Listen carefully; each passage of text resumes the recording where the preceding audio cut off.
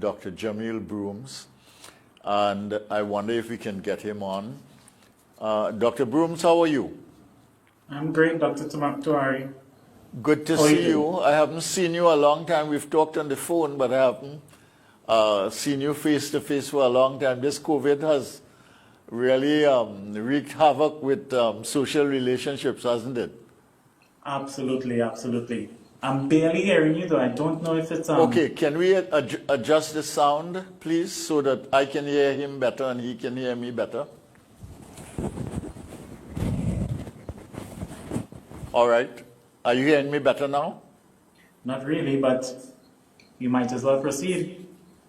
No, can we adjust the sound? Can we make sure we at least hear each other, please? All right. So I want to welcome you and to Brighter Morning.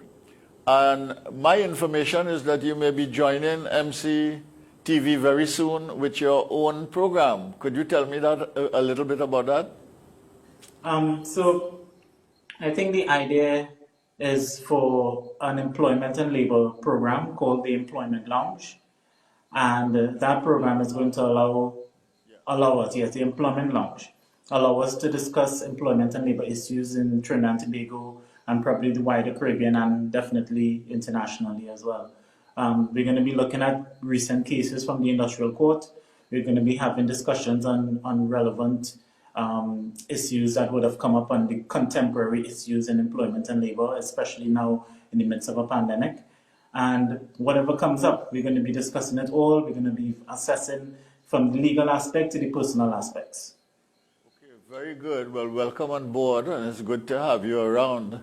At least I'll see you here if I don't see you anywhere else. Hopefully. So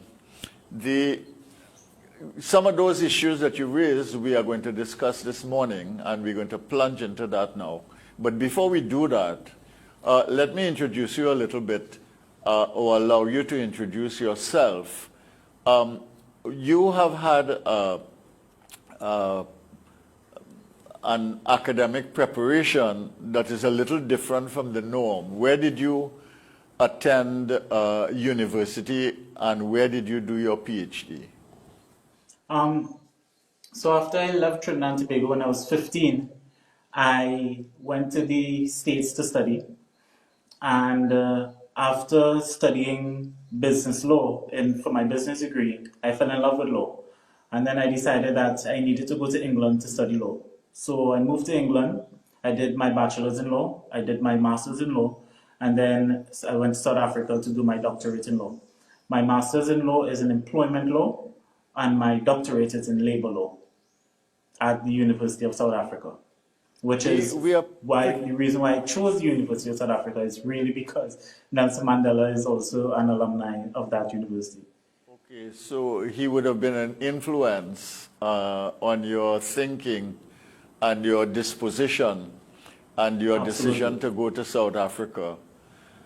Did you ever meet him when you were there? Absolutely not, because he died long before I was able to go across there. Okay. I'm going to divert a little bit from what is your area of expertise and competence because of what is happening in South Africa now, because you would know the society pretty well. You spent about 4 years there? Yeah, well, I didn't have to spend the entire time there, so I just went and came. Okay. But we have a situation now where Jacob Zuma, who was the former president, who succeeded Mandela, has been accused of all kinds of crimes of corruption, etc. Yes. And recently, the court decided to put him in jail for 15 months. Yep. And he has basically given himself up, so to speak. At first he wanted to resist and was challenging the court, but they put him in. Now, don't get me wrong, he has not been put in jail for corruption, although there are allegations. He has been put in jail for violating, for not attending basically a commission of inquiry on the corruption charges, so that really it's for that breach that he has been put into prison. Can you talk a little bit about South Africa and what happened post-Mandela and Zuma and the current situation now? A little bit, if you can. Well, one of the things that I experienced when I went to South Africa was how developed it is. And it is quite interesting to see a country that was so embroiled in racial turmoil during the apartheid period to come out of that and become so developed, even more developed than Trinidad and Tobago. And so when you speak to South Africans, they all have very glowing things to say about Mandela and what he did for the country. And following Mandela's reign as president, and we had Jacob Zuma, you also hear from a lot of South Africans that there is a lot of corruption now. And I think what Zuma had done was to avoid a situation of maybe he felt as though, I'm just speculating here based on what I have read. Maybe he felt as though, if I had gone to that, if I participated in that inquiry, things may have gone far worse. So maybe I'll just not show up and take the lesser penalty. Okay. All right. But in the situation now, I mean, we've come a long way from apartheid in South Africa. I myself have been to South Africa a couple of times. And in my view, there are like 4 societies there. There is a society that was created under the apartheid era, which is highly developed and very sophisticated and scientific driven. Then there is the divisions within the society that are racial, in which they are trying to solve the problem now, but it continues to exist. Then there are the areas of poverty that are extreme, and I've walked through there. My son has been with me. We've walked through. He was very, very affected by it when we did walk through. Of course, there's the tribal South Africa, which is almost separate and distinct from the rest of the society and connected to it, but not essential to its operation of the political and economic system at the center. So it's a very, very complex place, and in the situation now where basically the political system has degenerated, you had a high moral point with Mandela. Yeah. He really is a remarkable fella. In human history, he will really go down as an absolutely superior human being who made a difference to the ethos, the framework, the disposition, the consciousness of a society, and who took a horrible situation and turned it into a place of reconciliation and possibility. Yeah. And I think what we are seeing from that moral high point is that we have seen a movement towards degeneration again with Zuma. And we are not sure that we have gotten out of that in the transition that has taken place. But sorry, let me make a point there. As you were talking about what Mandela did, and I want to juxtapose that to what happened in Trinidad and Tobago. And the difference is that when Mandela became president, Mandela didn't kick everyone out. He said, you know what, this is a time for healing, this is a time for reconciliation, and I want leaders who were under apartheid to be around me, to guide me as we make South Africa better. And when I say we juxtapose that to Trinidad and Tobago, because what happened with Dr. Eric Williams at the time when we gained independence, we just kicked the colonial masters out, so to speak. And by doing that, we tried to lead a country without knowing how to lead. And that is why you see countries like Singapore and countries like South Africa have exceeded us when we've been, quote unquote, free for much longer. So it really is a good lesson to learn that we need to learn from our past and not just try to do things on our own. All right, that's a good intervention. Thank you very much. Let us go to this labor situation that we want to talk about today. How would you describe the labor situation in Trinidad and Tobago? And can I begin with prior to COVID and then ask you to talk about how you think COVID may have changed the situation now? Sure. Yeah. So, first of all, I want to touch on what transpired in Haiti, and it really is a sad situation. And it is sad to see where Haiti is today after knowing what Haiti did for the Caribbean. And that is, we had the Haitian Revolution from 1791 to 1804, which really set the stage for abolitionism throughout the English throughout the Caribbean as a whole, or throughout the world as a whole. So it really is sad to see that a leader back then, a nation that was a leader back then is now in this level of turmoil. It really is sad, and I hope that something can be done soon. Now, with regards to labor now, or regards to labor in recent past, I think we have a lot of issues, and but I don't wanna just sit here and rant, Dr. Tawari. I want to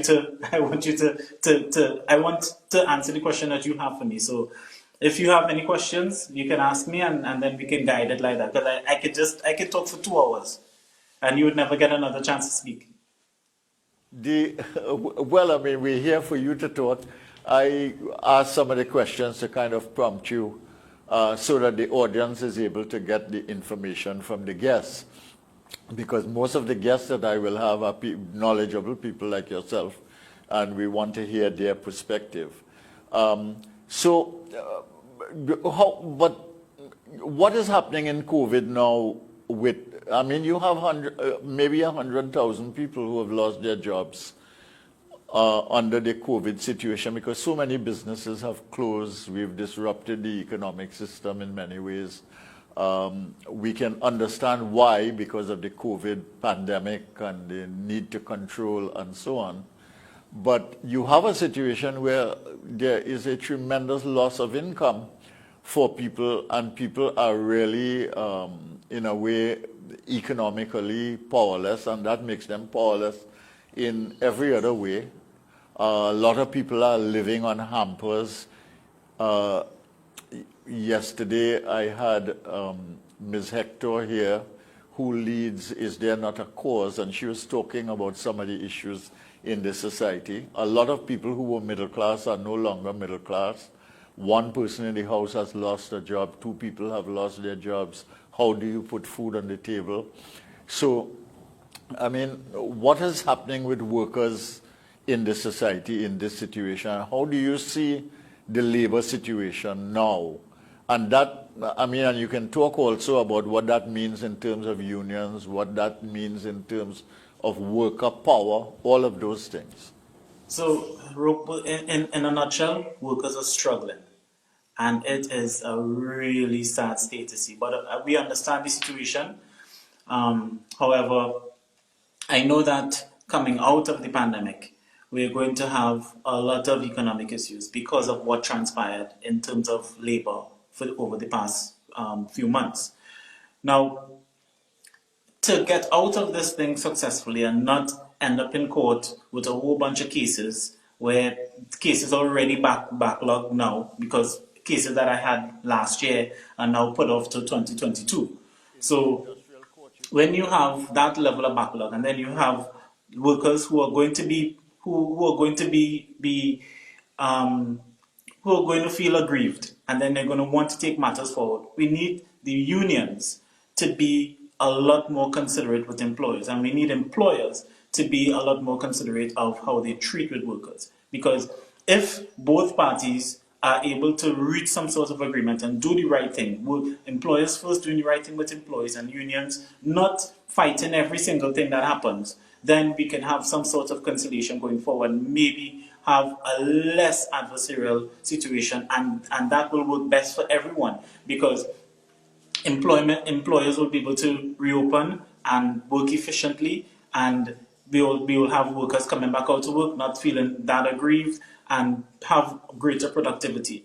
Now, COVID has also introduced a lot of issues in terms of working from home versus working remotely. The difference is that working from home means that you're in your house, working remotely means you can be anywhere. And one of the major issues there is health and safety. Because when you're working remotely or working from home and you do get injured, who is going to be responsible for that? And that question is it really depends on what type of activity the person is involved in again. There have been some really interesting cases from Australia in the last few years regarding that, where even a woman who was in an abusive relationship and her husband beat her up while she was at work or working from home was considered to fall under workmen's compensation. So I think that is one of the major issues that employers need to be aware of, and even employees need to be aware of, in terms of workplace injuries while working at home or working remotely.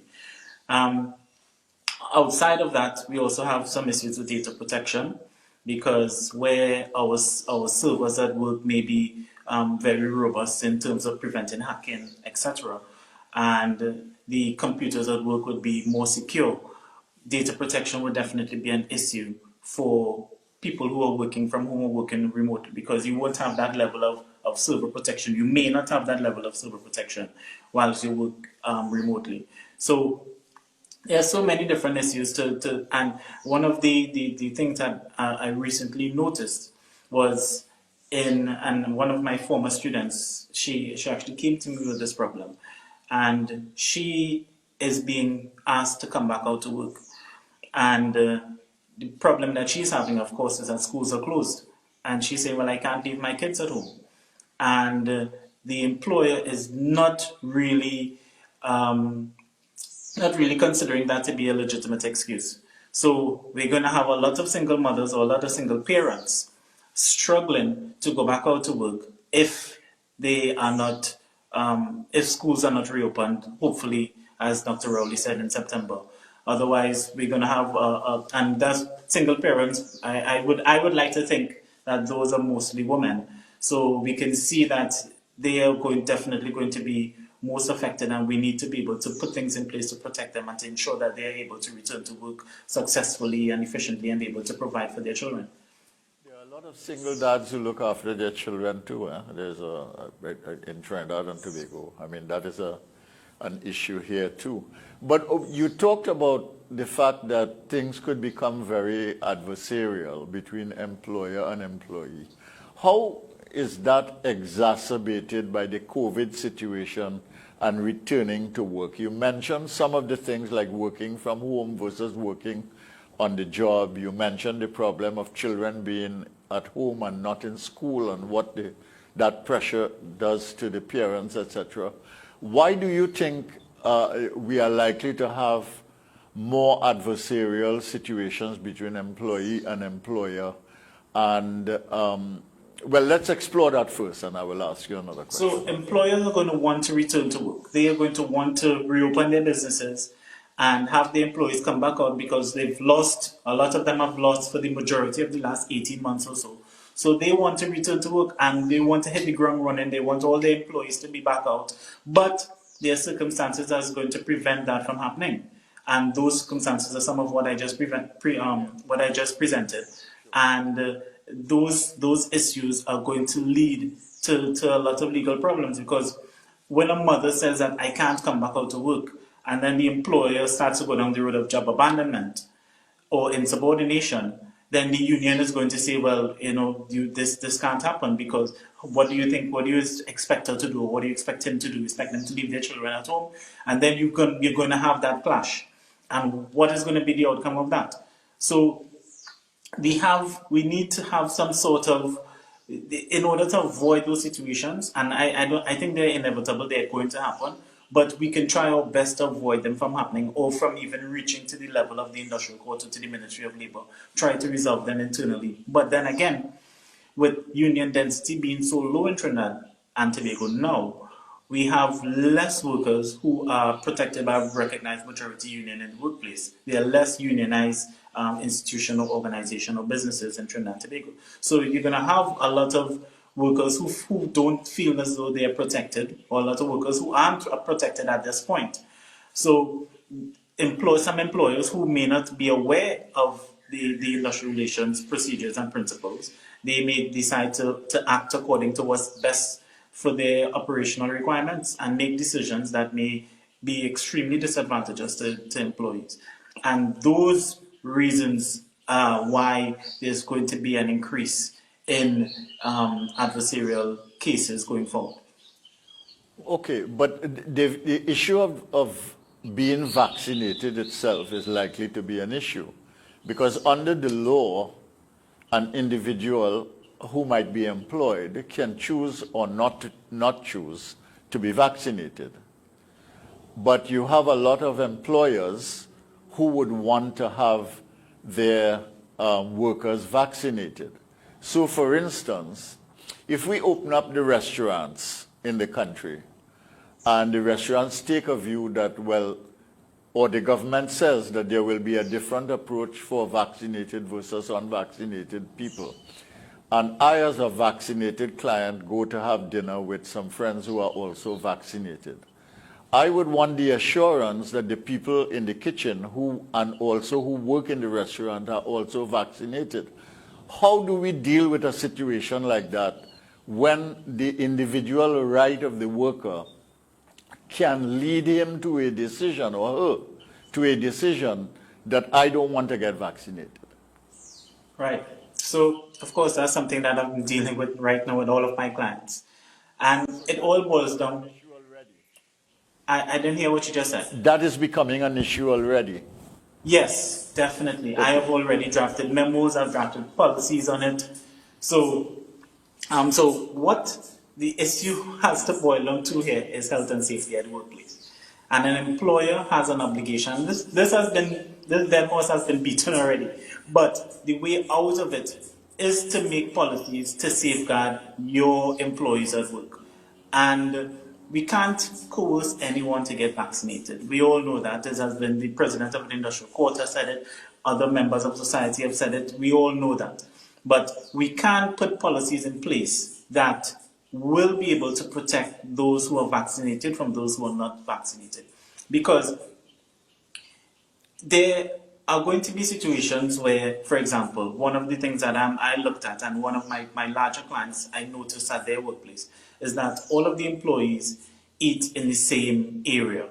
Now, you cannot, because we all know that the virus, the SARS-CoV-2 virus, which causes COVID-19, that virus spreads faster indoors, in enclosed areas. So when you have an eating area that is enclosed, you have unvaccinated persons there, you run the risk now of having an outbreak at your workplace. And an outbreak at your workplace is going to lead to downtime, is going to lead to loss of productivity, it may lead to loss of jobs, it may lead to reduction in salaries. So it's just a matter of educating the staff and letting the staff understand that this is why we're putting these policies in place, to ensure that we don't have an outbreak. So one of the things I'm suggesting is that we separate those workers. So if you have unvaccinated workers and vaccinated workers at your workplace, you can't have them all eat in the same area, because you need to remove your mask in order to eat.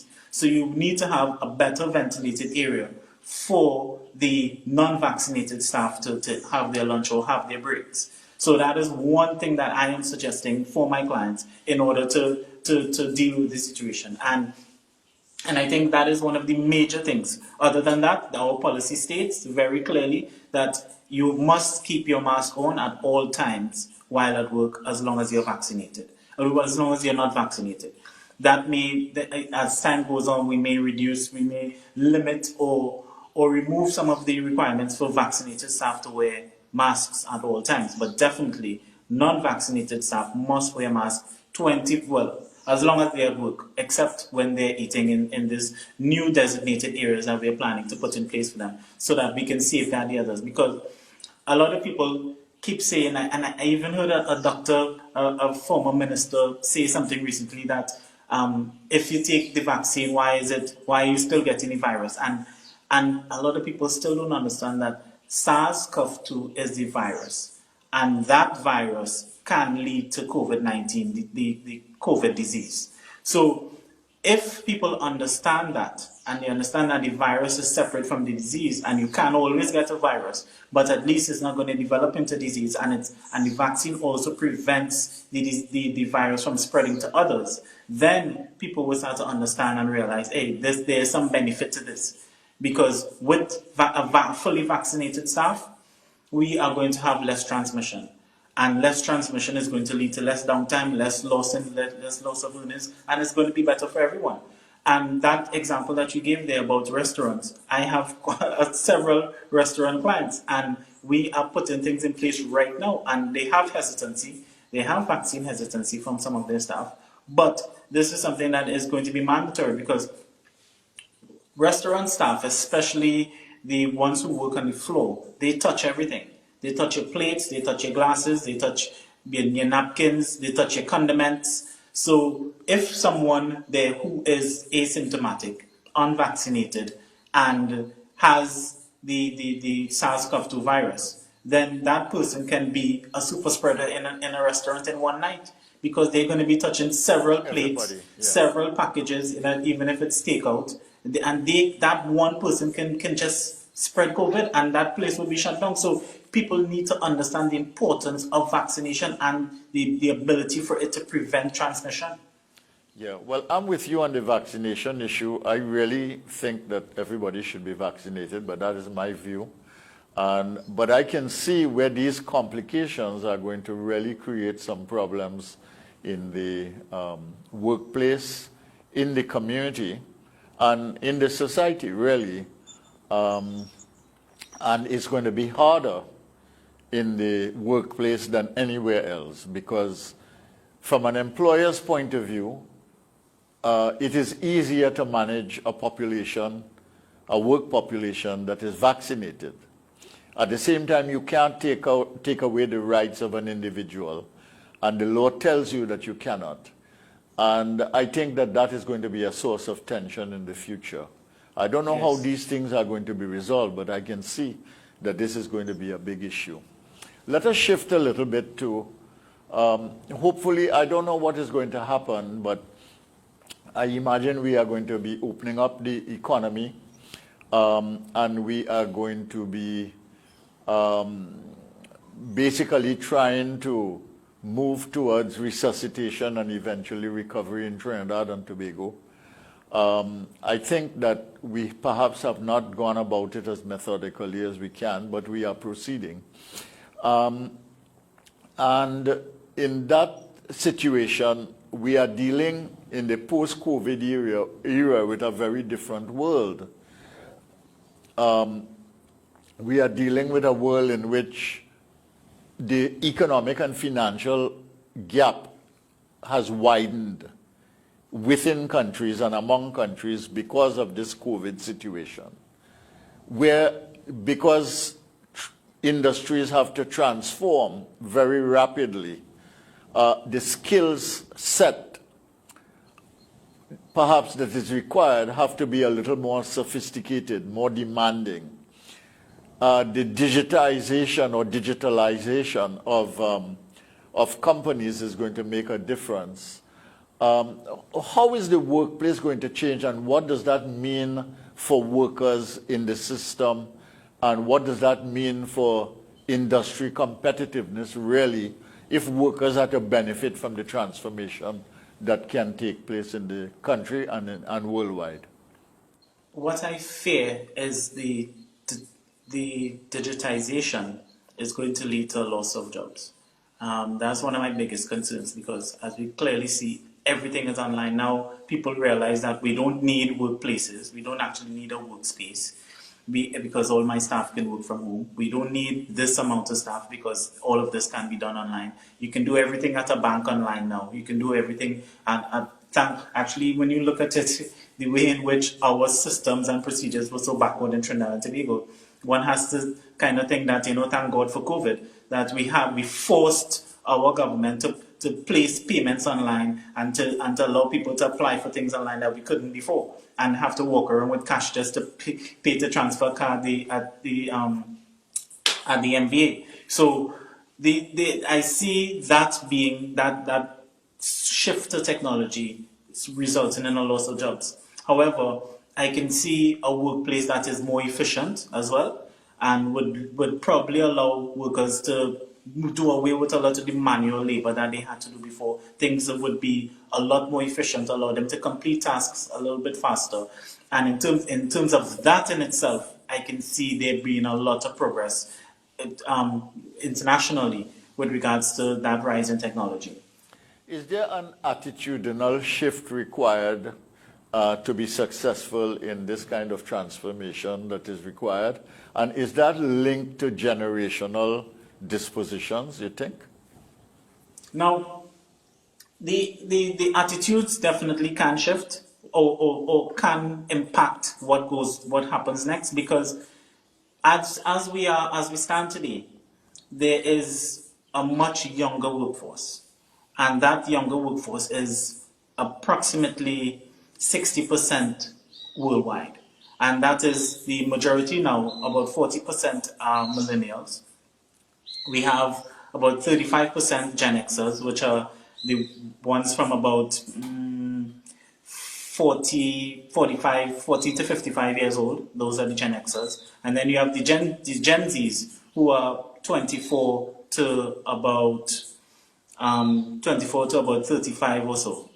16 to 24, right? So you have a much younger workforce now, and their mentality is going to be very conducive to a world of technology, because we all know that technology is the way forward in everything that we do. I just saw a flying car in Austria last week. So the mentality shift is really going to be more accepting to this type of technology. And I see the baby boomers, for example, who are on their way out of work, I can see them being a bit more resistant to it. And they may be the ones who would need to change their attitude towards learning new technology, or they may be the first ones to be let go. So in terms of that, I can see that being the issue going forward. Okay, we've run out of time because I've got a break for the news. But if you will agree, I will have you on another occasion. I haven't even touched the issue of NIB, which I wanted to discuss with you, and some of the issues related to that. I haven't even addressed the issue of how we might deal with a different approach to business and workers in the workplace, for instance.